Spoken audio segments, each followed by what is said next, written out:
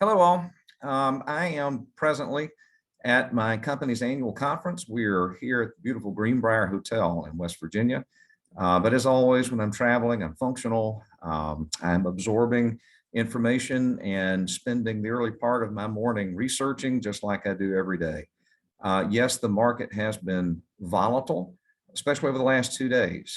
And as we have discussed within our routine meetings, as we discussed within the last video that was distributed a week or so ago, volatility is normal. And yes, in my opinion, this does make sense. It's rational. The market is repricing risk on a number of fronts. And this has a lot to do with inflation data. Today, we got an even hotter than expected read on consumer prices.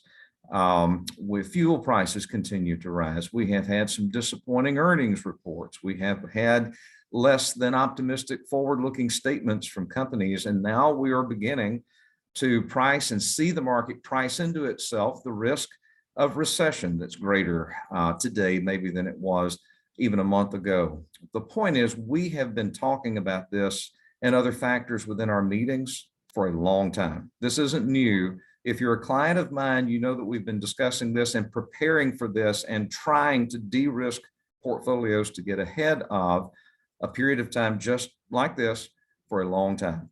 That doesn't mean that we won't be down.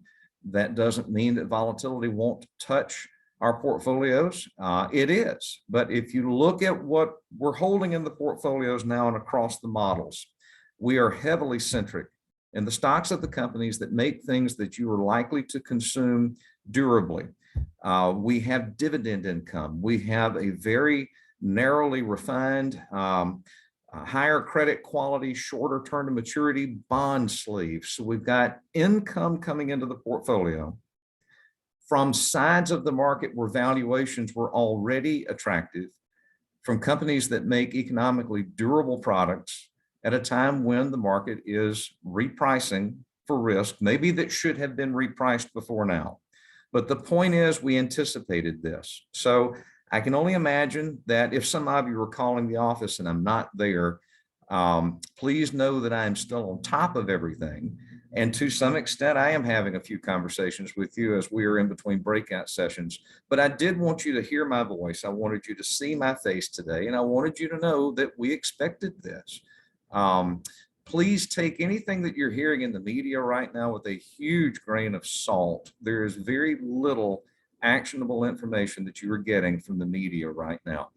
I would suggest in closing, listen, we all need to take and continue to keep our long-term mindset on the goals that we're trying to accomplish, not so much where we are today. Execution's important, but planning is first.